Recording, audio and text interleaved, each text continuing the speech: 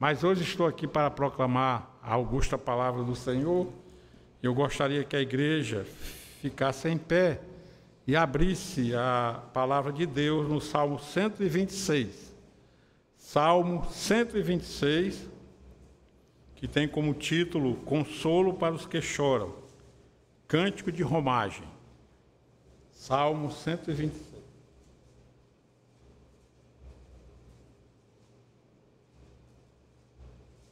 Eu aprendi desde jovem que o livro de Salmos não tem capítulos, e sim salmos.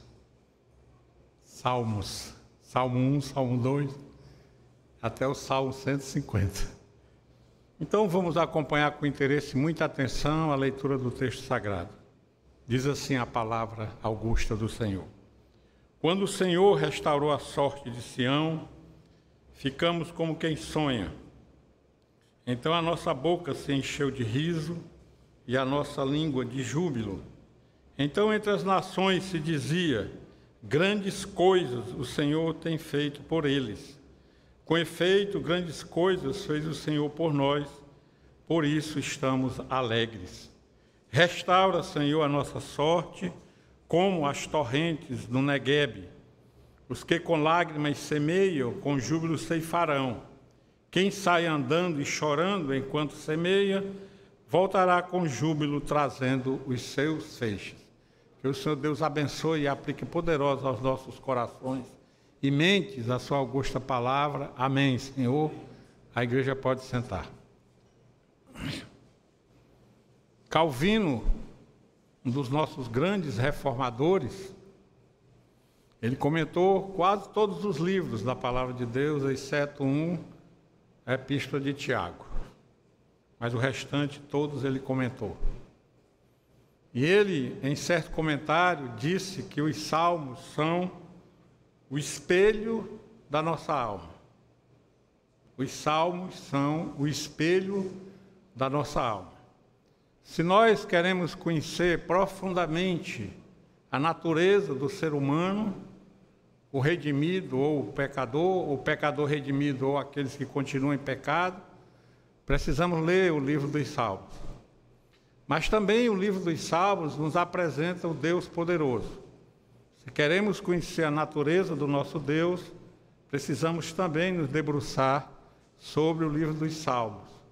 Especialmente ele nos apresenta esse Deus vigoroso, grandioso, e um Deus que tem prazer em cuidar do seu povo eleito na eternidade e chamado aqui na terra dos viventes. Nós somos eleitos na eternidade e somos chamados aqui na terra dos viventes, convencidos que somos pecadores, e aí começa todo o processo salvífico em nossas vidas até a volta gloriosa de Cristo. Nós estamos no momento da santificação. O tempo do plano salvífico que estamos passando é o tempo da santificação.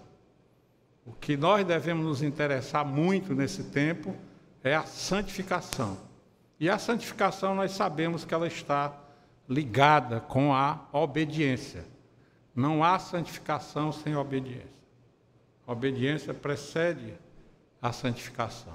E a próxima etapa, nós já sabemos também, que é a glorificação, quando o nosso Deus eterno, Filho, vai retornar e arrebatar a sua igreja.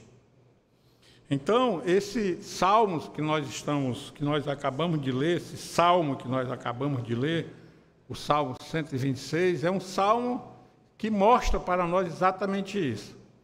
A grandiosidade do nosso Deus, logo no 1, no 2, no 3, e depois vai mostrar como nós devemos nos comportar depois que o Senhor Deus faz algo grandioso em nossas vidas, que é o caso desse salmo. Quando eu falei que Calvino disse muito bem que os salmos são o espelho da nossa alma, basta ler o Salmo 1. O Salmo 1 nos diz quem somos. Só tem dois caminhos para o ser humano, né? Ou nós estamos assentados à roda de escarnecedores, ou nós somos como plantas plantadas junto a ribeiros de água, que que no tempo certo dá o seu fruto. São as duas características do ser humano, não há outras. Que se houver, são derivados desses dois grandes caminhos do ser humano. Então aqui nesse salmo, que é um salmo de romagem, e nós temos 15 salmos de romagem. Vai do 120 até o 134. São pequenos salmos, né? Esses salmos de romagem, ou de romaria, ou de degraus, eles foram escritos, e todos os salmos foram escritos essencialmente para serem cantados, como nós cantamos aqui. Mas nós também podemos, né, nos debruçar sobre eles e apresentar em forma de pregação. Eles foram escritos para que aqueles que iam à adoração, como nós viemos aqui hoje à noite, fossem cantando esses salmos. Quando o povo ia adorar o Senhor, ou a Sião, ou ao templo, ele é chamado também de salmos de degraus, por conta dos degraus do templo. Então iam cantando até chegar ao templo ou ao momento de adorar o Senhor. É assim que nós devemos fazer, né? O Salmo 100 nos ensina que devemos nos preparar para a adoração. O Senhor Deus também, lá no Antigo Testamento, quando o povo sai do cativeiro, Ele também instrui o povo como o povo deve adorá-lo.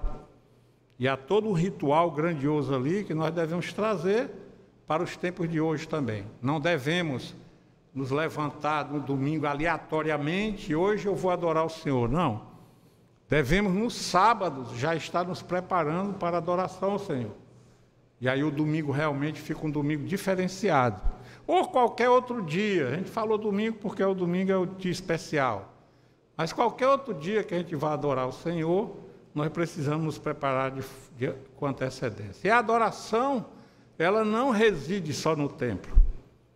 Nós temos a adoração que está na nossa vida. A nossa vida é pautada por uma liturgia. Então, a nossa vida também deve ser uma vida que reflete a adoração ao Senhor, porque Ele é o nosso Deus eterno, nosso Salvador, nosso sustentador, aquele que nos ajuda na caminhada da vida cristã. Então, esse salmo de romagem, né, belíssimo, todos eles são, né, ele vai nos apresentar, primeiro, uma ação poderosa de Deus ao seu povo. Esse salmo, ele é, segundo os estudiosos, ele foi escrito por conta da libertação do povo do cativeiro da Babilônia. Então ele diz aqui, ó, quando o Senhor restaurou a sorte de Sião, ficamos como quem sonha. Quando? Vejam que começa com uma perspectiva de tempo. Houve um tempo em que o Senhor restaurou a sorte do seu povo, a sorte de Sião. Sião aqui representa nós, o povo de Deus, certo? Restaurou. E vejam que o Senhor está em caixa alta, que representa para nós o nome mais extraordinário de Deus. Quando esse nome era dito, vinha na mente do povo de Deus toda a grandiosidade de Deus, todos os seus atributos, comunicáveis e incomunicáveis. Por isso que nós devemos ter cuidado quando vamos pronunciar o nome de Deus. É necessário que nós tenhamos essa convicção absoluta de quem é o nosso Deus. Aquilo que Ele revelou para nós, aquilo que Ele apresentou para nós, aí sim nós podemos pronunciar o nome de Deus. Então ele diz, ó, quando o Senhor restaurou. Essa palavra restaurou, ela é grandiosa. Construir uma casa do zero, do nada, é muito importante, mas restaurar ou reformar uma casa é muito complexo. E a nossa restauração, eu trabalho com livros, eu sou formado em biblioteconomia, estudei sobre restauração. Tem um livro na Biblioteca Nacional que, o Incunábulo, foram os primeiros livros da imprensa, lá do século XVI. Levaram 3 anos e meio para restaurar aquele livro. 3 anos e meio. Desmontar, dar banho no livro, que você pode dar banho no livro. Tem um processo químico que você pode fazer isso. Levaram 3 anos. E aí, quando nós trazemos para a nossa restauração, Olha como ela foi complexa e grandiosa. Esse plano foi pensado na eternidade.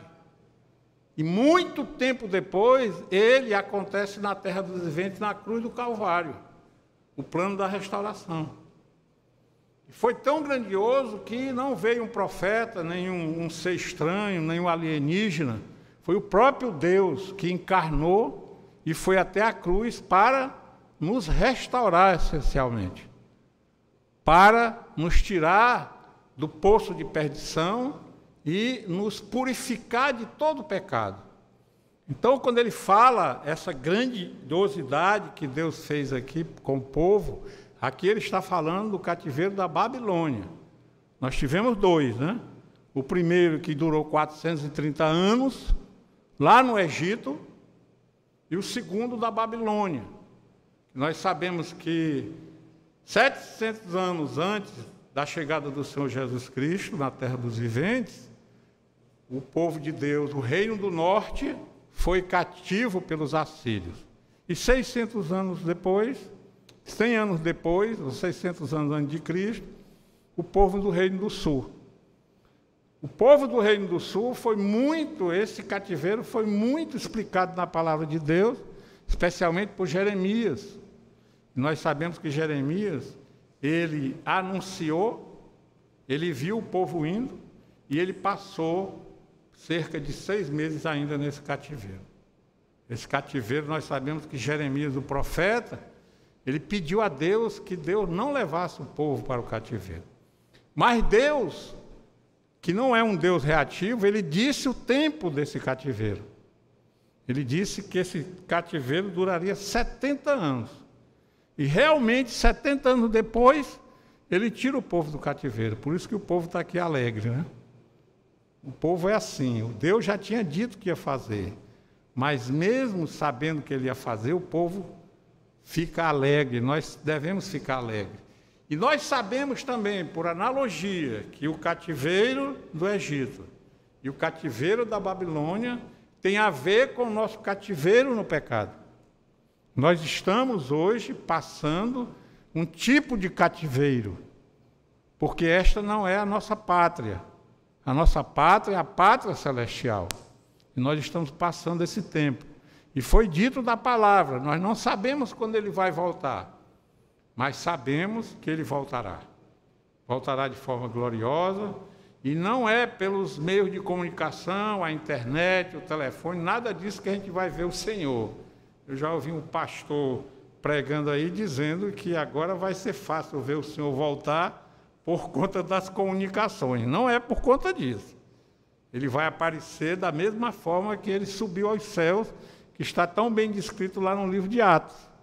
E lá no livro de Atos diz, da mesma forma que Cristo ascendeu ao céu, ele voltará em majestade e glória. Maranata, vem Senhor Jesus. Então é por isso que o salmista está falando isso, dizendo, quando o Senhor restaurou a sorte de Sião, ou seja, que sorte? A sorte de tirar o povo do cativeiro, certo? E levá-lo de volta à nação que tinha sido dada por Deus, mas o povo teve que entrar naquela terra, né? Teve que lutar por aquela terra. Muito interessante essa dinâmica de Deus. Ele deu a terra, mas o povo não entrou lá tranquilo, não. Teve que lutar para tomar posse da terra.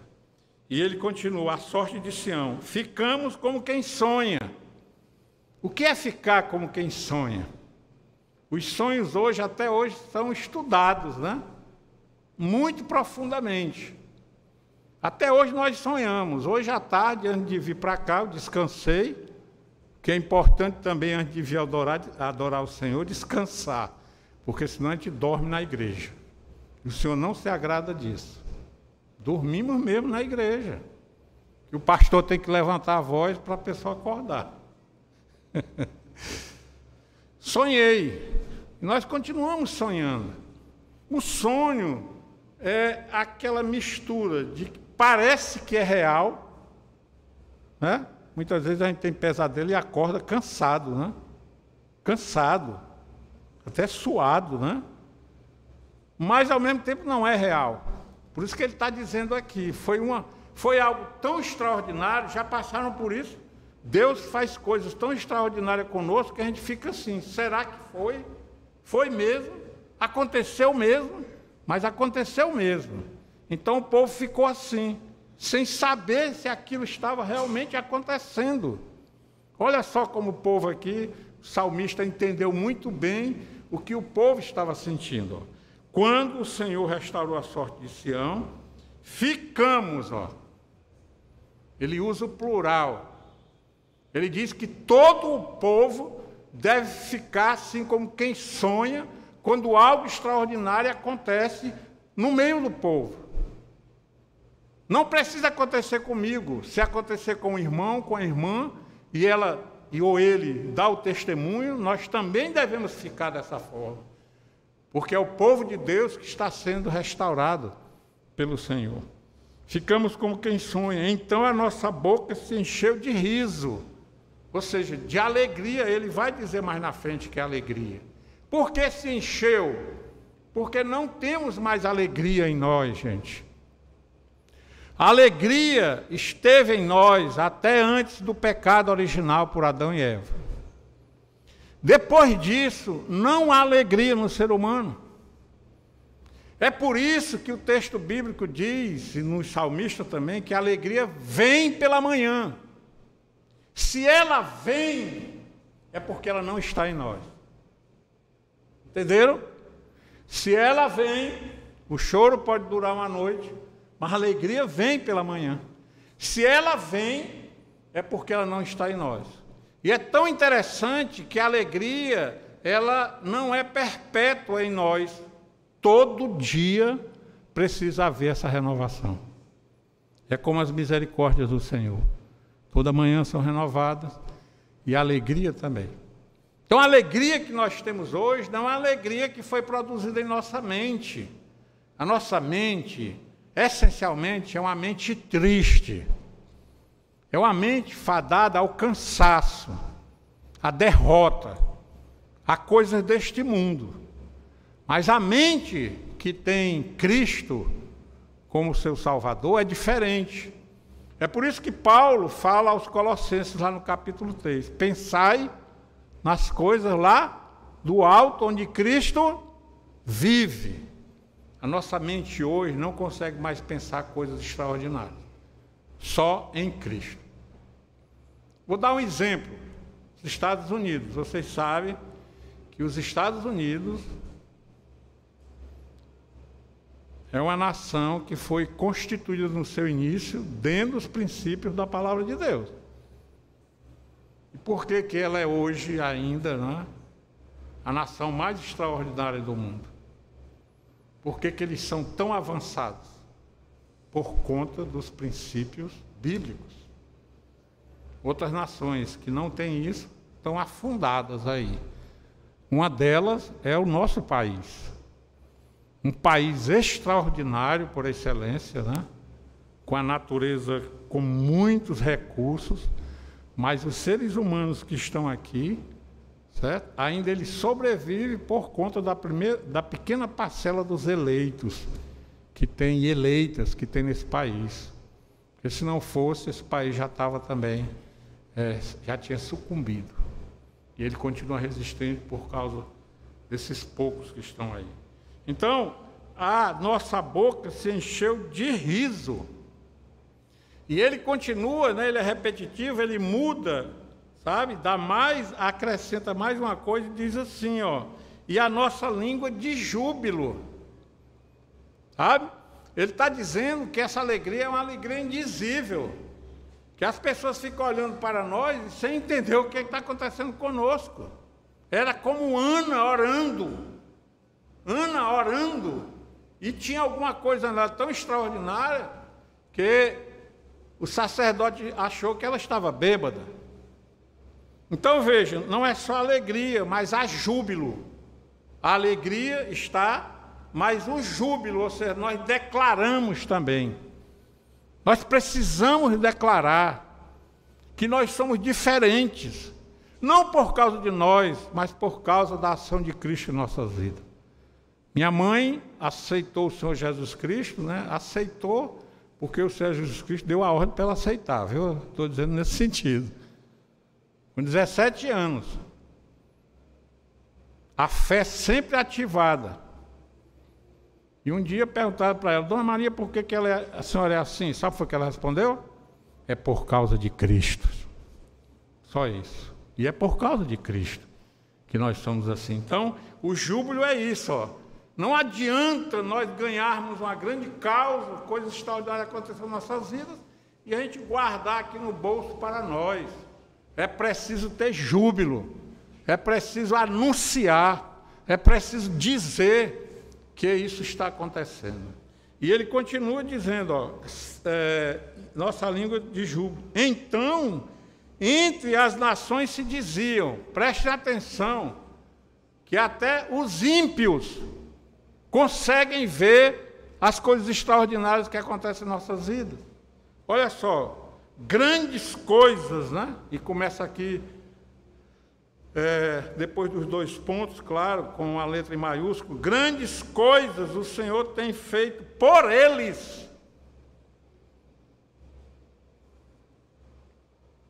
E ele repete, ó, com efeito, grandes coisas fez o Senhor por nós, já nós reconhecendo isso.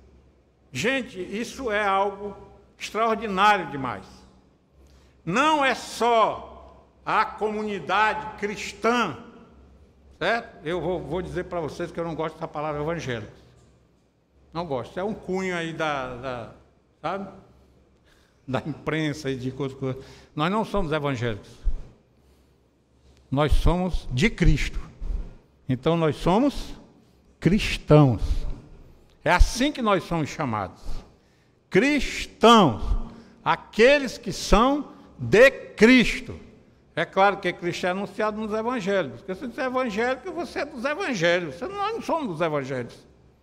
Nós somos de Cristo, mesmo que os evangelhos apresentem a salvação em Cristo. Então vejam, grandes coisas o Senhor tem feito por eles. Até os ímpios usam o nome grandioso de Deus. As pessoas vão notar. Isso já aconteceu comigo. Por que coisas extraordinárias acontecem com você? E às vezes nós nem percebemos, né? O quanto Deus está agindo em nossas vidas. Nós precisamos ver coisas extraordinárias, né? Para que a gente tenha certeza. Não é preciso isso. Nós já somos sabedores que tudo que o Senhor fez, está fazendo agora esta noite e fará conosco é extraordinário. Nosso Deus não é um Deus pequeno, é um Deus grandioso. Então, tudo que Ele faz conosco, tudo, também é grandioso. Não, Ele não seria um Deus grandioso. Com efeito, grandes coisas fez o Senhor por nós, por isso estamos alegres. É uma repetição, né? Esse é pedagógico. Sabe por quê? Porque nós temos dificuldade de entender a ação de Deus em nossas vidas. É por isso que o texto bíblico, que os pastores repetem tanto, né, Alex? A gente repete tantas coisas. E Deus vai repetindo. Esse texto tem várias repetições. Olha como tem uma repetição aqui. Então a nossa boca se encheu de riso. Depois ele repete, mas com uma incorporação de uma coisa nova, ó. E a nossa língua de júbilo. É a mesma coisa, ditas de forma diferente e ações diferentes, para que a gente aprendamos. Nosso Deus é tão singular, certo? Que Ele não vai nos explicar coisas difíceis, Ele vai nos apresentar coisas que nós entendemos. Com efeito, grandes coisas fez o Senhor por nós, por isso estamos alegres. Ele está repetindo o verso 2. Ele já tinha dito que estava alegre. Agora, ele vendo as nações, dizendo que Deus tinha feito grandes coisas por ele, ele repete. Nós, né? Agora sim, nós sabemos disso. E aí, ele começa, nós vimos aqui a parte de Deus, né? Deus fazendo uma obra magnífica naquele povo, tirando o povo do cativeiro, como nos tirou um dia do cativeiro da perdição, do pecado, através da morte de Cristo na cruz do Calvário, através do derramamento do sangue precioso de Cristo. E agora ele vai falar sobre ele mesmo, o salmista, ou sobre a nação. Agora que nós fomos retirados desse cativeiro, agora nós temos uma caminhada na vida cristã. Como esse povo teve, qual foi a caminhada deles? Voltar para Israel, aí nós temos que ir lá para Esdras e Neemias, e restaurar a nação. Até hoje essa nação está se restaurando, né? Até hoje Israel está sendo perseguido, nós estamos vendo aí como Israel está sendo perseguido. E nós precisamos ter uma conduta de responsabilidade por este feito grandioso do Senhor Jesus Cristo na cruz do Calvário. Nós estamos, como eu disse, no tempo da santificação, da obediência ao Senhor, de servir ao Senhor com alegria, de adorar o Senhor, de publicar que Ele é o Senhor de nossas vidas, de publicar como Paulo publicou e disse, não sou eu mais que vive, mas Cristo vive em mim. Esse é o tempo da santificação. E aí eles percebem que esse tempo de restauração lá da nação, né, que estava destruída, do país que estava destruído, é um tempo difícil. E o tempo da nossa caminhada na terra dos viventes também é um tempo difícil. O próprio Senhor Jesus Cristo afirmou, no mundo tereis aflições. E aí vem esses pregadores dizer que aqui vai ser uma maravilha, né? Prosperidade. Não há prosperidade nesse mundo. Se alguém está prosperando, alguém está morrendo de fome. Estou falando do Evangelho Novo? Não. Não. Há milhões de seres humanos morrendo de fome, porque ímpios estão prosperando. Os eleitos também prosperam, mas eles prosperam com uma missão: distribuir as bênçãos que ele recebeu com aqueles que não têm as bênçãos. Está na palavra de Deus. Aí ele faz uma oração, no verso 4, né? Quando eu digo ele, é o povo de Deus, somos nós. Restaura, Senhor, a nossa sorte. Mas o Senhor já tinha restaurado. Mas ele está dizendo para Deus que agora nós temos um caminhar na terra dos viventes completamente diferente daquele caminho que a gente andava. Outrora, né? Paulo vai dizer, andai em novidade de vida. Andai em novidade de vida. Que novidade é essa? Conforme os ensinamentos da palavra de Deus. Olha o que ele diz, restaura, Senhor, a nossa sorte. Ele usa de novo a palavra restauração. Restaura, Senhor. Será que ele tem alguma dúvida que o Senhor vai restaurar? Por que ele está pedindo? É uma oração. Se ele já viu uma ação de restauração de Deus. Interessante isso, né? Não. Toda oração do povo de Deus não é uma convicção de que Deus poderá fazer aquilo, não. É uma expectativa realizada. Ou seja, se nós estamos pedindo a Deus para restaurar, é porque nós sabemos que só Ele pode restaurar. Aquela velha pergunta, né, que está na nossa mente. Se Deus sabe tudo, por que oramos? Se Ele sabe do que necessitamos, por que pedimos? Oramos, pedimos, porque nós estamos declarando, primeiro para nós mesmos, depois para Deus, que Ele é o Senhor absoluto de nossas vidas. Deus gosta de ouvir isso da gente. Deus gosta que nós oremos dizendo que é Ele que vai resolver a questão. Nós estamos dizendo que nós não estamos dependendo de outros. É preciso ir ao médico? É. Toda semana eu vou a acupuntura. Tenho hérnias. E o tratamento que eu me ajustei foi a acupuntura. Pastor, e aí? É o médico que está ali curando? Claro que não. É o Senhor Deus, que não é o médico dos médicos. Outra história. A gente pegar um conceito de humano e colocar em Deus, Alex, reverendo. É o médico do médico, é o psicólogo dos psicólogos. Deus é Deus. Não é médico, não é psicólogo, não é nada disso.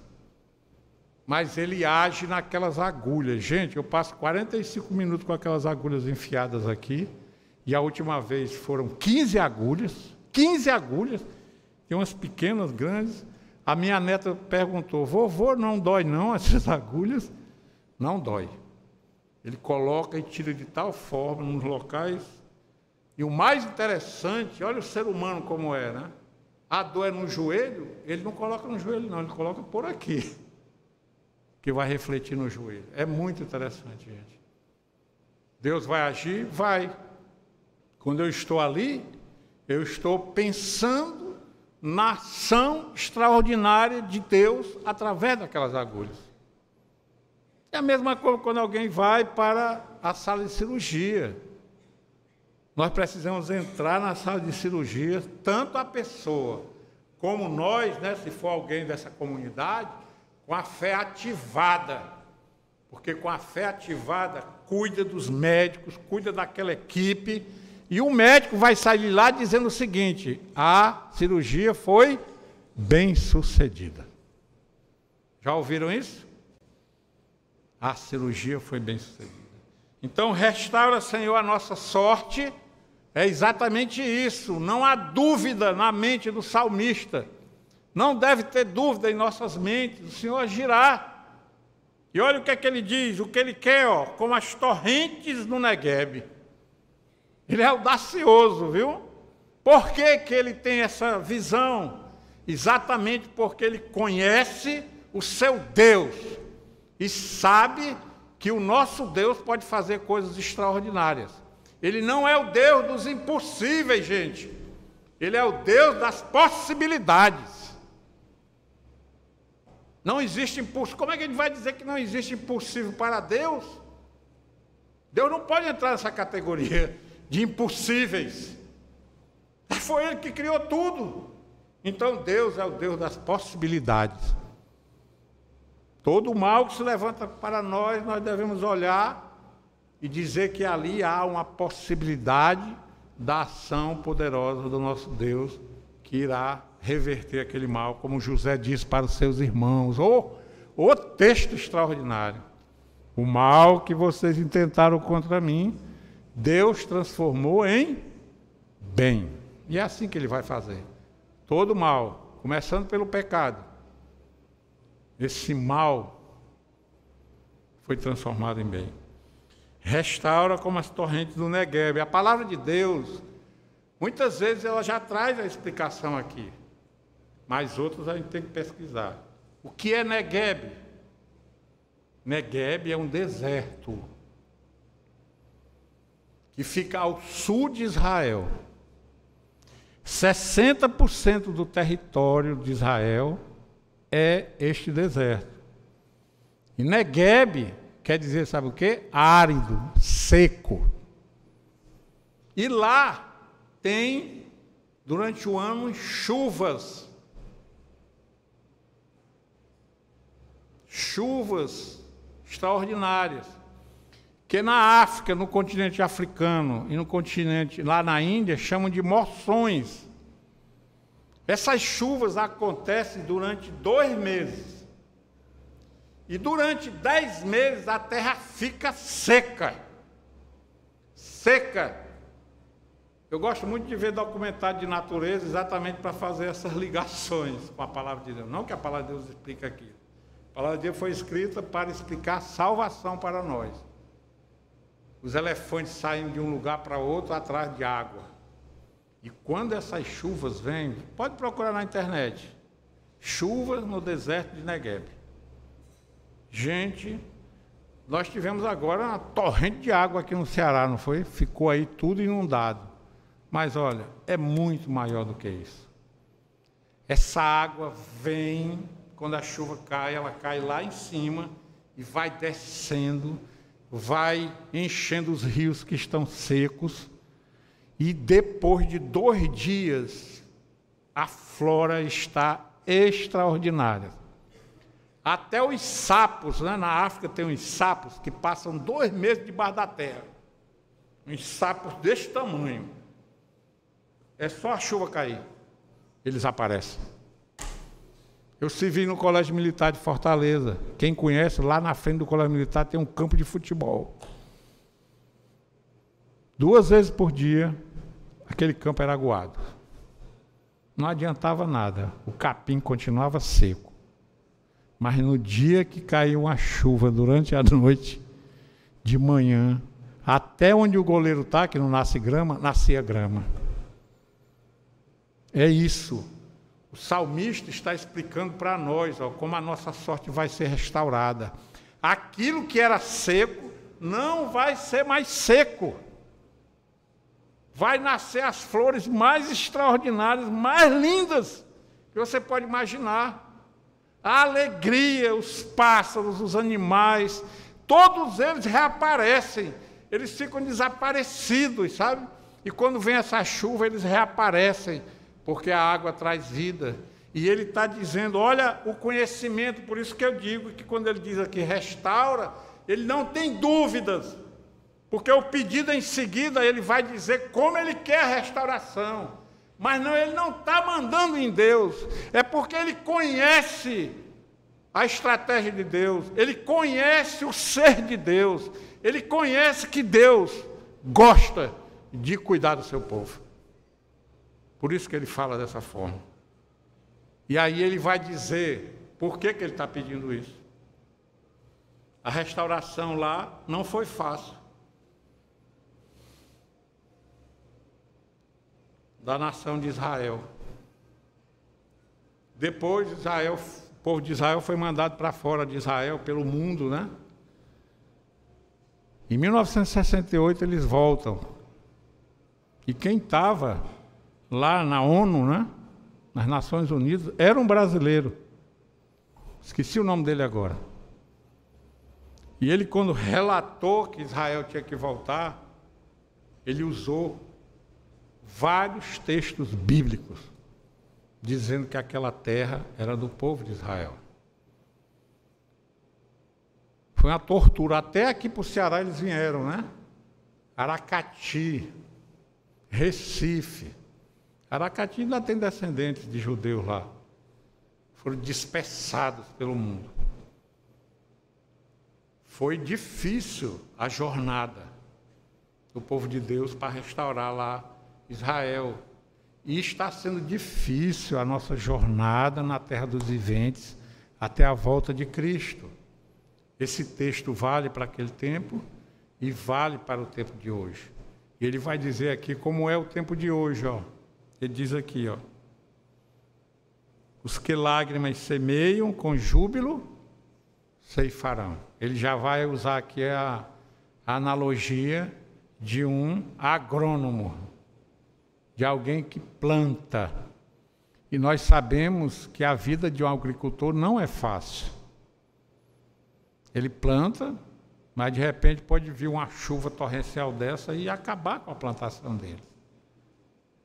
Mesmo eles sabendo quando tem que preparar o terreno para plantar o feijão e o milho, eles sabem, os agricultores sabem, mas ainda há incógnita se as chuvas vão ser suficientes ou se elas vão ser em abundância e acabar.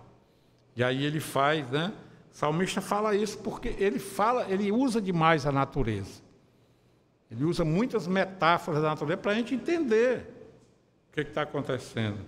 Os que com lágrimas semeiam, com júbilo ceifarão.